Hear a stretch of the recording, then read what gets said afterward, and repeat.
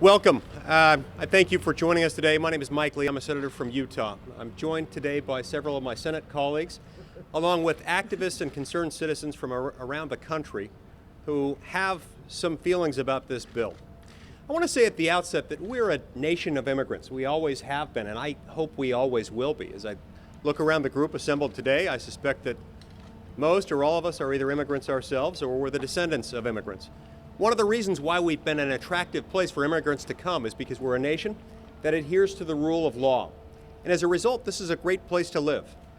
In order for that to continue to be the place, in order for this to continue to be the world's last best hope, we need to continue to stand by the rule of law.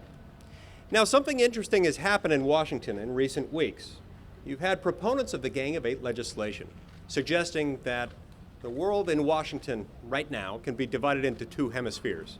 Between those people who like the idea of reforming immigration, like the idea of coming up with laws that are more realistic, more modern, and are likely to treat our immigrant population with dignity and respect, and those who don't want any immigration reform at all. And they suggest that those in the former category are uniformly willing to back the Gang of Eight proposal. That isn't true. What we have in the Gang of Eight proposal is a series of requirements, a series of promises, many of which have proven false. We're promised in somewhat the same way we were back in 1986, that if we just legalize those who are here illegally right now, we'll secure the border later. And as the Gang of Eight proponents say over and over again, we will end illegal immigration once and for all. Here's the problem.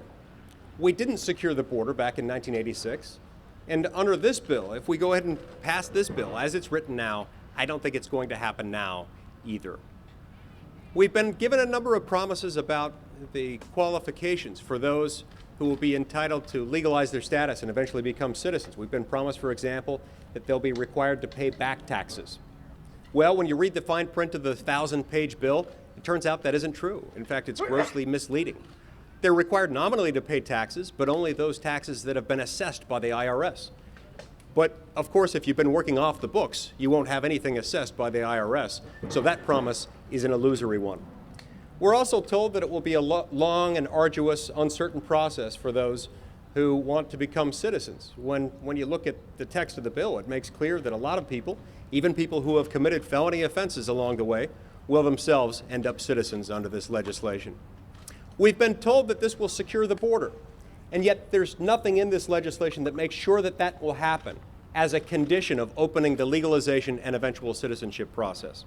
So, in short, this bill and the promises surrounding it are full of hollow and ultimately illusory assertions.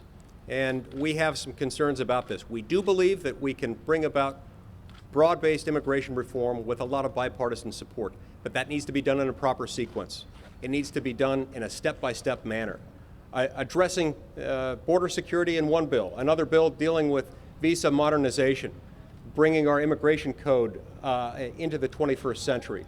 Once those things are in place, the border is secure and we have a functioning entry-exit system, then we can look at how to address the needs of the 11 million undocumented with dignity, respect, compassion, and justice. So with that, I'd like now to turn the floor over to my friend, my colleague, the Senator from Alabama, Jeff Sessions. Thank you very much. So now is the time for the American people to have their voice heard. We're reaching a point where we'll be casting key votes, and the fate of this legislation will be decided. I think it's exceedingly important and valuable that Jenny Beth and the Tea Party Patriots and those guests that she has here today are heard on this issue, and that the American people seize this opportunity to communicate with their senators, to share with them their views about the need for a lawful system of immigration that serves the national interests of the United States, that makes life better for working Americans, not worse. As the CBO said, this bill will pull down wages and increase unemployment. It's not the kind of thing we ought to be doing. So I am delighted to be here today and share these thoughts and hear from our guests. Jim Inhofe, Jim Inhofe and David Vitter are also here and will share a few remarks. Yeah, I'm Jim Inhofe from Oklahoma. Let me just share two thoughts with you. I've been blessed to give a lot of speeches at naturalization ceremonies. And when you do that, you look across the crowd and you see these people that have worked hard. They've learned the language. They know more about our history in this country than most of us right here know. And I'm not going to do anything that is going to put them back and let someone fast forward in front of them. This has been one of my major concerns. The second thing is that I'm the ranking member on the Senate Armed Services Committee. I'm very much concerned about the national security elements of this. How many of you are aware of the fact that the non-Mexicans who have come across the border just in the past year have increased by 67%? And we have something in our law, I gave a speech on the floor of the Senate this morning on it, that says that if because of the Supreme Court's decisions, if you have someone who's committed a crime, the longest they can keep them would be for 6 years. And at the end of that time, they would actually have to be turned loose if the country they came from would not repatriate them. So we have a lot of these problems, and we're going to try to sort these out, but I don't see it happening in this bill. I'm David Vitter from Louisiana, and I, too, am really pleased and proud to join the Tea Party Patriots here today and all of their guests that you're going to hear from. And I think, in particular, once you hear from them and their guests, you'll see that we all support America as a nation of immigrants, and we support truly fixing, our broken immigration system.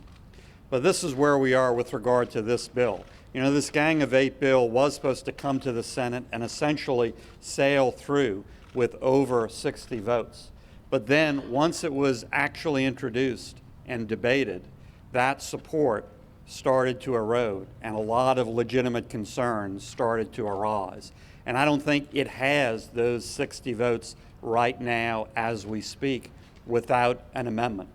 So now we're going on to Plan B, and apparently Plan B is to bring up this Corker-Hoven amendment very, very quickly, have a lot of hoopla about border security, and try to pass it then with that amendment over 60 votes. Again, I think it's important that we look at the details of the amendment. Let's actually read it before we vote on it. And I think once the American people do, they'll understand the same thing they came to understand about the underlying bill. It doesn't truly fix the problem for two main reasons. First of all, because an immediate amnesty and immediate legalization happens first, and only after that are there promises of enforcement. Secondly, in the Corker-Hoven bill, because all they guarantee is inputs, basically spending money. There is no measurement of success, of results, of actually securing the border, and they have rejected our having any verifiable measurement of actually securing the border. So those are the two big problems with the underlying bill, and they remain the two big problems with this Corker-Hoven amendment. So I'll be pushing for time so we can actually read and understand the amendment. The American people need to be able to read and understand the amendment, and then let's have a full debate and vote. Thank you. Okay, next we're going to hear from my neighbor and friend to the south from the state of Nevada, Niger Inis, Chief Strategist with TeaParty.net. Thank you. Thank you, Senator. Thank you, Jenny. Thank you, Senator Sessions. My name is Niger Inis. I'm the Chief Strategist for the TeaParty.net. And it's clear here with what the senators have said and what other community organizations, Tea Party Express, are going to say is that we are looking for solutions to the problem of immigration. My organization, the TeaParty.net, several months ago issued a series of principles, 8 principles for comprehensive immigration reform, an America First comprehensive immigration reform plan, not for politics, not to get Latino votes, not for a certain segment of Americans, but for all of the American people. You can see these principles at our website, which is secureamericanow.us. That's secureamericanow.us. Since we launched it a day and a half ago, we have gotten over 15,000 grassroots Tea Party activists from across the country that were in favor of certain aspects of immigration reform. We are looking for solutions. Unfortunately, what is currently being called the Gang of 8 bill is not the solution. You know, border security is our first principle among our conservative principles for immigration reform. And several amendments, from the Thune Amendment to the Paul Trust But Verify Amendment, have either been defeated or tabled. So it seems clear to me that Senator Schumer and Senator Reid are not serious about getting a bipartisan immigration reform bill passed through the Senate and through the House of Representatives. They're interested in playing politics. Our Tea Party organization, my organization, the teaparty.net, other Tea Party groups, the over 15,000 Tea Party organizations that have signed on to an America First immigration policy will not play that political game. I'm Jenny Beth Martin with Tea Party Patriots. As many of you are aware, Tea Party Patriots and many other groups from around the country who have Tea Party or Patriots, 912, Liberty in their name have been targeted by the IRS. The IRS interpreted a law and did not apply that law fairly and equally to everyone. And they interpreted the law in a subjective manner because there are no objective measurements for it. As we look at what's in this immigration bill, it makes border security subjective rather than objective. And we've seen personally what happens when you allow things that should be objective to become subjective and subjective to a person's opinion. Our border cannot be an opinion as to whether it's secure or not. It must be secure, period. Today we have people who are joining us who are local coordinators in groups from around the country, and they're also immigrants to America. And a few of these people are actually state coordinators for Tea Party Patriots. They've lived under other types of countries with other types of government, and they love our country, and they love the freedom in our country, and they like the rule of law in America, and they want to make sure that the rule of law continues to exist in America. The first person I'm going to have speak is Suzanne Guggenheim. She's from Texas. She was born on D-Day. The doctor told her she was born in France on D-Day. France, is that right? Hungary on D-Day. The doctor told her mother the Americans have landed before they told her mother that she had a girl. She's lived under fascism, socialism, communism, and capitalism. Suzanne. Thank you very much, and thank you for giving me the opportunity to be there. Yes, I was born, as Jenny Beth said, under Nazism in Hungary. It became then communist, and I was then raised in France under socialism. Like most of the legal immigrants, I came to America to find what we all look for, freedom and opportunity. But those two concepts can only live and survive with the rule of law. After the 1986 amnesty law, I lost, 2 years to become citizen of the country I loved and respected the laws of, because of that first amnesty bill that made the 3 million illegal immigrants go in front of the line. The bill proposed by the Gang of Eight, I think will make, if it does pass, will make of the rule of law a real mockery. Not only that, but the deep impact that 15 to 30 million immigrants will have on our society and on our economy will compromise our future in a terrible way. So I hope that thanks to the senators that are here leading the fight, we will be able to put a stop to this. Thank you, Suzanne. Next, we have Pam Stout, who is an immigrant from England. She's our state coordinator in Idaho, and she's actually been on the David Letterman show. Thank you for being here. I was born in England, and my family moved to the United States in 1954. We left behind a war-torn nation that was still rationing meat and sugar. We came to a land of plenty, and we really did live the American dream. We all worked very hard, and with that, we were able to fully live the American dream. Today, as I see our borders being so open, The senators have really expressed their concerns with the bill. I agree with virtually everything they say. We must secure our borders. We must check our visas. My daughter-in-law is an Australian, and she left the country after 3 months because her visa expired. People need to be made to do what our law requires. Thank you very much. Thank you, Pam. Next, we have Dr. Elvira Hasty, who is from Jacksonville, Florida. She's an immigrant from Cuba, and she came here on the Pedro Pan program. Thank you, Jenny. Thank you, Senators. I'd like to say my maiden name, Fernandez Hasty. I was born in Cuba, parents from Spain. I came through the Pedro Pan program, 1961. That's a program that brought over 14,000 children to the United States legally. As a Pedro Pan child, I remember how difficult it was on my parents and how much of those parents had to sacrifice. Some of us never saw them ever again, and it was all for us to have freedom and to value the education and what this country had to provide for our futures. Today, I am very concerned that that is no longer happening. I am opposed to this immigration bill, as many other Hispanics, unlike what many politicians tell you. All Hispanics are not alike, and we really find it very condescending when they paint us with the same brush.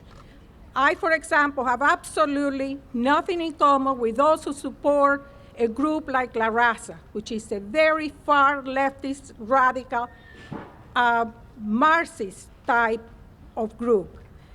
We do not stand for that. We stand for the rule of law.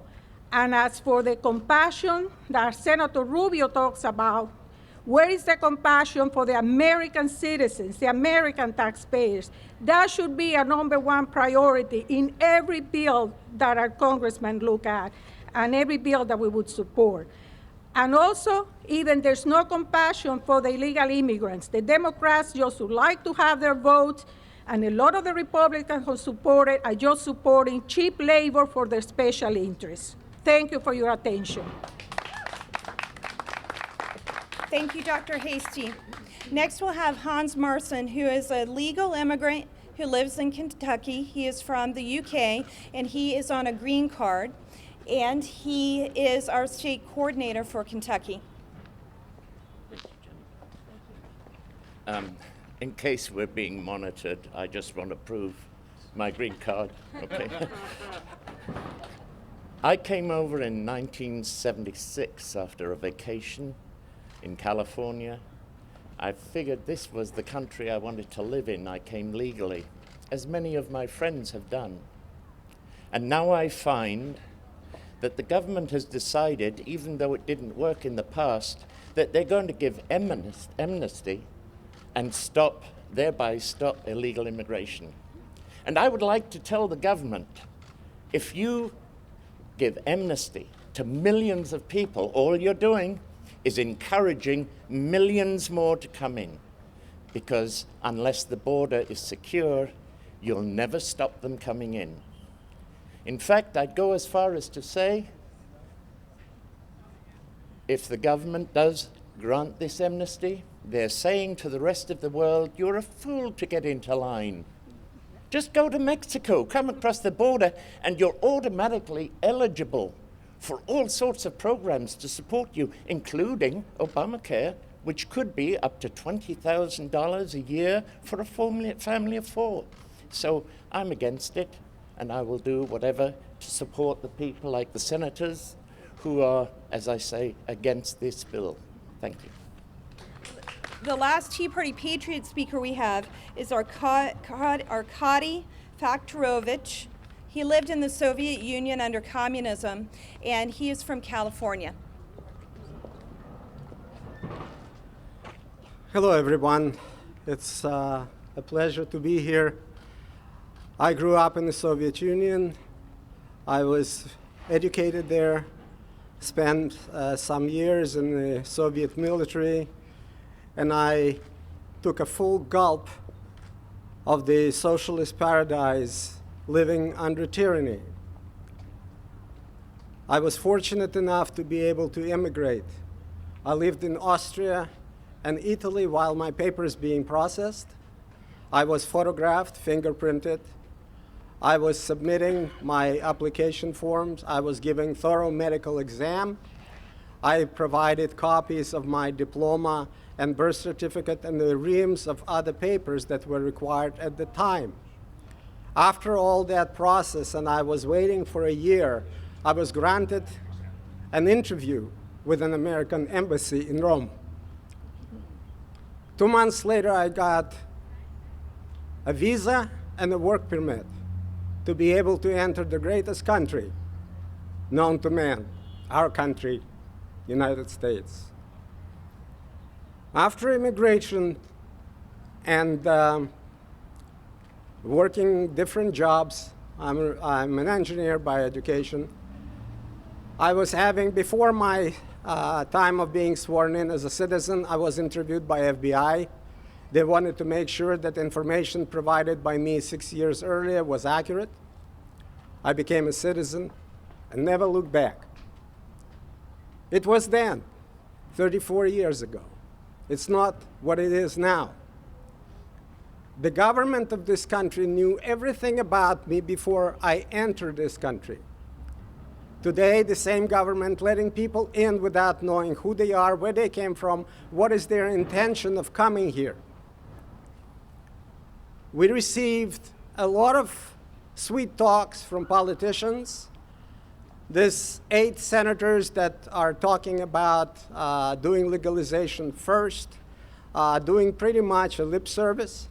As a former lieutenant of the Soviet Army and a retired engineer, I can tell you the border can be secured and must be secured before we can do anything else, because you're perpetuating the problem instead of fixing it. And I'm not saying on purpose fix the border first. It has to be mandatory, fix the border, period.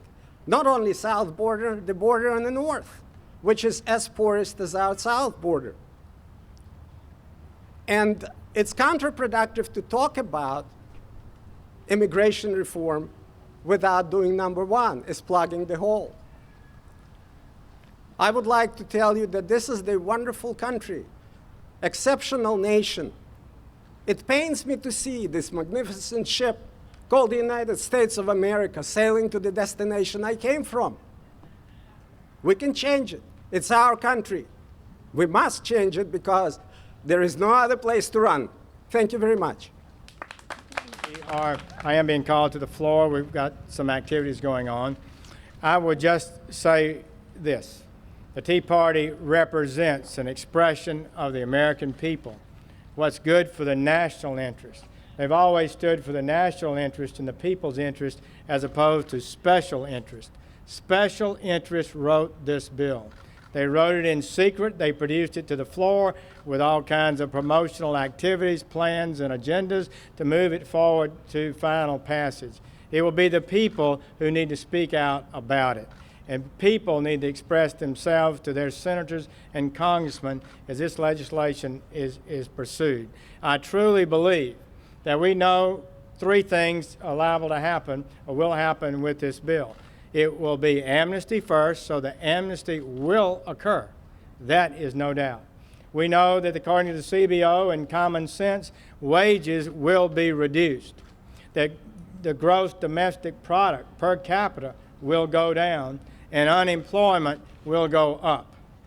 This is not the kind of well-thought-out policy that serves the interest of the American people, the people who are working and struggling today, hoping to have a job with insurance and a retirement plan and a wage sufficient to take care of their families. And that's been in decline for a decade. This will only accelerate it. So I believe it is important for the American people to speak out. Jenny Beth and your team and these great speakers have shared from their hearts their concerns about the rule of law and for the future of America. Thank you all for participating. I know others will be speaking, and thank you, Jenny Beth, for leading this. And sorry I'll have to run to the floor. Thank you. We're proud of you. We're proud of you.